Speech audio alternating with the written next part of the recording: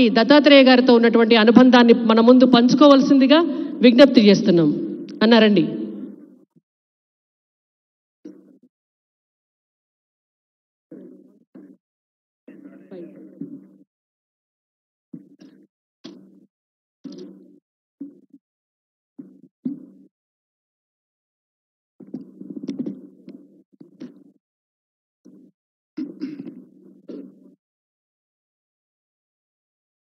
శిల్పకళా వేదికగా ప్రజల కథే నా ఆత్మకథ పెద్దలు బండారు దత్తాత్రేయ గారి ఆత్మకథ పుస్తక తెలుగు వెర్షన్ ఈరోజు విడుదల చేసే కార్యక్రమంలో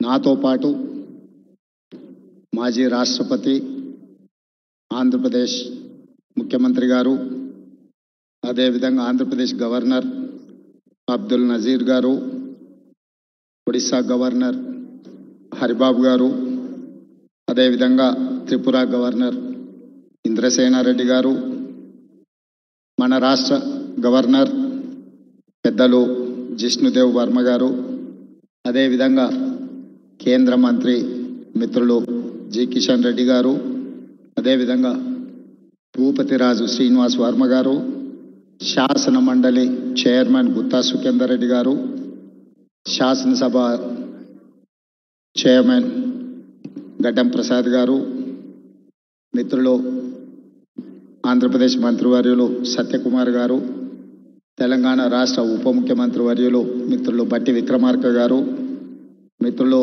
మంత్రివర్యులు పొంగులేటి శ్రీనివాసరెడ్డి గారు, పొన్నం ప్రభాకర్ గారు, పెద్దలు కేశవరావు గారు, వేదిక మీద ఉన్న చాలామంది భారతీయ జనతా పార్టీ నాయకులు, బండారు దత్తాత్రేయ గారి అభిమానులు, కుటుంబ సభ్యులందరికీ కూడా ఈ సందర్భంగా నా శుభాకాంక్షలు తెలియజేస్తున్నా. మిత్రులారా, ప్రజల కథే నా ఆత్మకథ.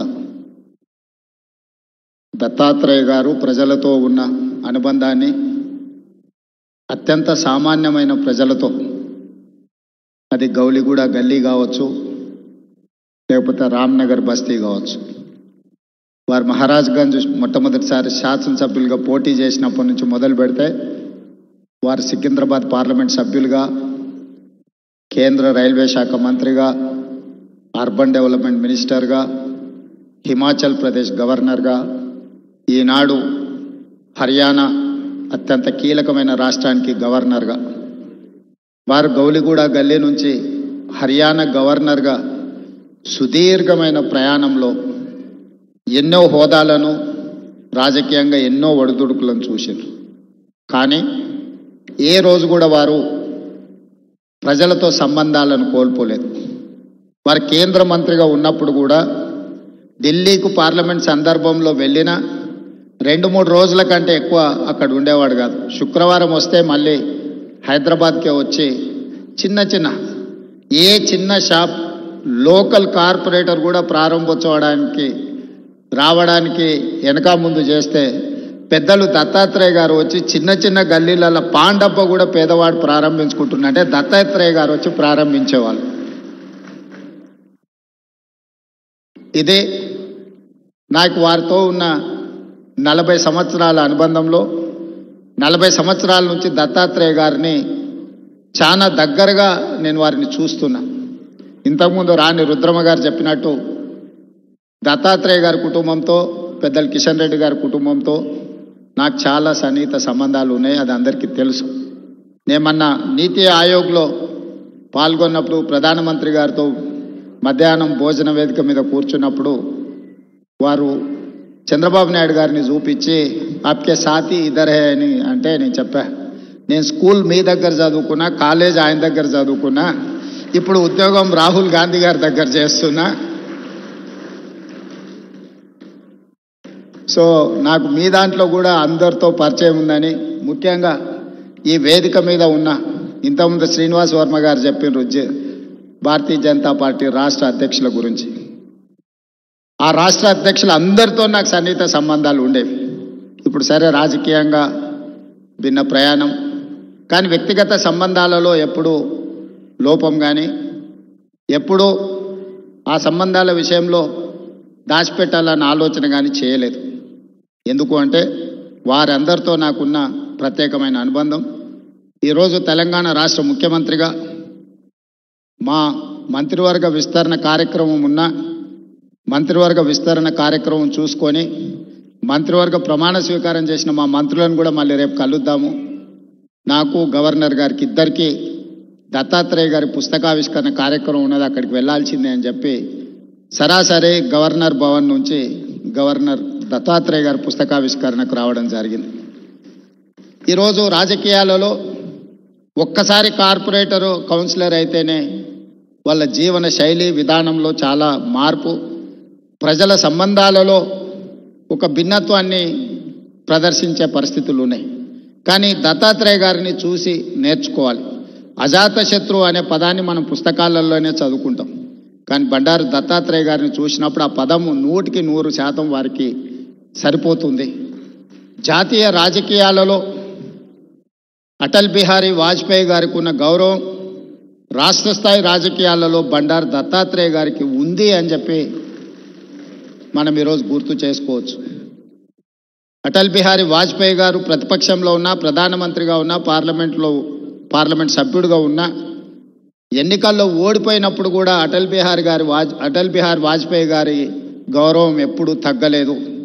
పదవులతో వారి గౌరవం పెరగడం, పదవి లేకపోతే వారి గౌరవం తగ్గడం ఏమాత్రం లేదు అని అటల్ బిహారీ వాజ్పేయి గారిని మనం ఏ విధంగా అయితే అనుకుంటామో అదే విధమైన పోలిక పెద్దలు బండారు దత్తాత్రేయ గారికి ఉన్నది. వారు పార్లమెంట్ సభ్యుడిగా ఉన్నా లేకపోయినా, కేంద్ర మంత్రిగా ఉన్నా లేకపోయినా, గవర్నర్గా ఉన్నా లేకపోయినా, ఈ తెలంగాణ రాష్ట్రంలో ముఖ్యంగా ఈ జంట నగరాలలో బండారు దత్తాత్రేయ గారిని గౌరవించని రాజకీయ నాయకుడే లేడి, ఏ పార్టీ అయినా అయి ఉండొచ్చు. అదేవిధంగా అలాయ్ బలాయ్ కార్యక్రమం తెలంగాణ రాష్ట్ర సాధనలో కీలక పాత్ర పోషించింది. నాకు తెలిసి 19 సంవత్సరాల నుంచి బండారు దత్తాత్రేయ గారు నిర్వహించే అలాయ్ బలాయ్ కార్యక్రమం తెలంగాణ ఉద్యమానికి ఒక స్ఫూర్తిగా పనిచేసింది. రాజకీయాలలో ఇతర అంశాలలో భిన్నాభిప్రాయాలు ఉండేవాళ్ళు ఒక వేదిక మీదకి ఎప్పుడైనా అరుదుగా కనిపిస్తారంటే అది దత్తాత్రేయ గారు నిర్వహించే అలాయ్ బలాయ్ కార్యక్రమంలో కనిపించేది. ఈరోజు వారి పుస్తకావిష్కరణలో ఈరోజు ఇంతమంది గవర్నర్లను ఒక వేదిక మీద నేను ఎప్పుడు చూడలే. ఈరోజు గవర్నర్స్ పరేడ్ లాగా ఉన్నది ఈ వేదిక. అంటే వ్యక్తిగతంగా వారితోనున్న అనుబంధంతోనే వీళ్ళందరూ ఇక్కడికి రావడం జరిగింది. తెలంగాణ రాష్ట్ర ప్రభుత్వంలో కాంగ్రెస్లో ఉన్న మంత్రివర్గం మొత్తం ఇక్కడనే ఉంది. మంత్రివర్గ సమావేశం నేను ఇక్కడనే పెట్టుకోవచ్చు అన్నట్టుకుంది. ఎందుకంటే ఎవరు కూడా దత్తాత్రేయ గారిని భారతీయ జనతా పార్టీ నాయకుడనో లేకపోతే భారతీయ జనతా పార్టీ కార్యక్రమానికి పోతున్న భావన లేదు. ఒక మర్యాద కలిగిన రాజకీయ నాయకుడి కార్యక్రమానికి వెళ్తున్నామని చెప్పి ఈరోజు అందరి వేదిక మీద కనిపించడం జరిగింది. ఏది ఏమైనా వారి ఆత్మకథను, వారి జీవన శైలిని, విధానాన్ని నూతనంగా రాజకీయాలలోకి రావాలనుకున్న వాళ్ళు పరిశీలించవలసిన అవసరం ఉన్నది, నేర్చుకోవాల్సింది చాలా ఉన్నది. మేమందరం, నేనైతే మొదటి నుంచి వారిని దగ్గరగా గమనిస్తున్నా. హైదరాబాదులో పి జనార్దన్ రెడ్డి గారు, బండారు దత్తాత్రేయ గారు పేదల గుండెల్లో చిరస్థాయిగా ఉంటారు. ఎవరికి ఏ కష్టం వచ్చినా, ఎవరికి ఏ బాధ ఉన్నా అది తీరుతుందో తీరదో తెలియదు, కానీ కష్టం వచ్చినప్పుడు వాళ్ళకు గుర్తొచ్చే నాయకులు ఇద్దరి జంట నగరాలలో, ఒకరి పి జనార్దన్ రెడ్డి అయితే, రెండు బండారు దత్తాత్రేయ గారు. మేము వెళ్ళి చెప్పుకోవచ్చు, మేము కలవచ్చు, మేము ఎప్పుడు వెళ్ళినా నాయకుడు కలుస్తాడు, మా సమస్య వింటాడు, అధికారులకు ఫోన్ చేస్తాడు. ఇంకొక విషయం కూడా తెలియాలి, ఈ కాలంలో ఒక్క లెటర్ మీద సంతకం ఇవ్వాలి అంటే నాయకులు భయపడే పరిస్థితులు. కానీ ఆనాడు దత్తాత్రేయ గారు వందలాది లెటర్లు తిరుపతి దర్శనానికి సంతకాలు పెట్టి మా అందరికి ఇచ్చేటోడు. ఎప్పుడు మా దగ్గర పుస్తకాలు లాగా ఉండేటి. దత్తాత్రేయ గారు ఎంపీగా సంతకం పెట్టి, రైల్వే రిజర్వేషన్ కూడా, ఇప్పుడంటే విమానాలు వచ్చినాయి, కార్లు వచ్చినాయి, ఒకప్పుడు రైల్వే రిజర్వేషన్ అనేది కూడా చాలా ముఖ్యం. దత్తాత్రేయ గారు పుస్తకాల కొద్దీ ఆయన లెటరేట్స్ మీద సంతకాలు పెట్టి రైల్వే కూపన్లకు కూడా వారు సంతకాలు పెట్టించేటోళ్ళు. అదేవిధంగా ఒకప్పుడు టెలిఫోన్ కనెక్షన్కి కూడా చాలా విలువ ఉండేది, గ్యాస్ సిలిండర్కి చాలా ప్రాధాన్యత ఉండేది. ఇవన్నీ కూడా వచ్చినెంబడే కార్యకర్తలకు రాసి ఇచ్చేసి అన్ని పంచిపెట్టేసి బాధ్యత తీరినట్టుగా వివరించేవాడు బండారు దత్తాత్రేయ గారు. ఇప్పుడు వాటికి ప్రాధాన్యత లేకపోయి ఉండొచ్చు, కానీ ఆ రోజుల్లో వాటికి చాలా ప్రాధాన్యత ఉండేది. కానీ వారు ఏ రోజు కూడా కార్పొరేట్ బిజినెస్ వాళ్ళకి ఇవ్వలే, సామాన్యమైన కార్యకర్తలకు ఇచ్చేటోడు బండారు దత్తాత్రేయ గారు లిస్టు రాసుకొని మొదటి నుంచే పార్టీలు ఎవరున్నారు, లేకపోతే ఆర్గనైజేషన్లో సంఘంలో కానీ స్వయం సేవక సంఘ కార్యకర్తలు ఎవరైనా మొదటి నుంచే సంఘాన్ని నమ్ముకొని ఉన్న వాళ్ళు ఎవరున్నారు, ఇట్లా ఒక్కరొక్కరిని వారు గుర్తుపెట్టుకొని రాసుకొని వచ్చిన కూపన్లను వాళ్లకు ఇచ్చి పిలిచి ఇచ్చేవాడు. సో ఇది ఈనాటి నాయకులు చాలామంది కొత్త తరం రాజకీయాలకు రావాలనుకున్న వాళ్ళు గుర్తుపెట్టుకొని నేర్చుకోవాల్సిన అంశము. దత్తాత్రేయ గారు ఆదర్శనీయులు. ఇది ముఖస్థుతి కోసమో వేదిక మీద పిలిచిండ్రు కాబట్టి వారిని అభినందించడానికో మాట్లాడుతున్న విషయం కాదు, వారు నికార్సుగా పాటిస్తున్న విషయము. అలాంటిది కొత్త తరం రాజకీయ నాయకులు నేర్చుకోవాలి. మేమందరం తీసుకునే నిర్ణయాలలో, మేము ప్రజలను కలిసే విధానంలో తప్పకుండా దత్తాత్రేయ గారు, పి జనార్దన్ రెడ్డి గారి స్ఫూర్తి మా నిర్ణయాలలో ఉంటుంది. ముఖ్యంగా జంట నగరాలలో ఈరోజు ఆ స్థాయికి ఎదగాల్సిన అవసరం ఉన్నది నాయకుడు. ఈరోజు ఆ లోపం కొట్టొచ్చినట్టుగా జంట నగరాలలో కనిపిస్తుంది. ఈరోజు ఎవరికైనా సమస్య వస్తే జంట నగరాలలో ఆ స్థాయిలో పీజేఆర్ లేకపోతే దత్తాత్రేయ గారి స్థాయిలో ప్రజలకు అందుబాటులో ఉండే నాయకత్వం తగ్గుతూ వస్తున్నది.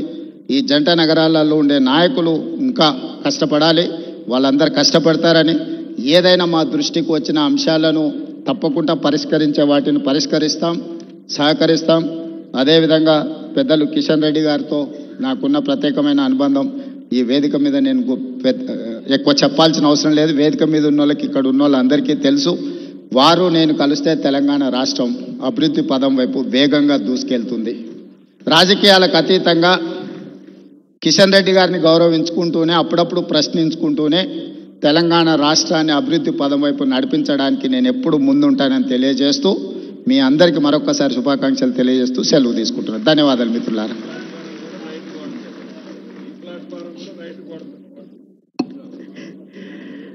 ధన్యవాదాలు ముఖ్యమంత్రి రేవంత్ రెడ్డి.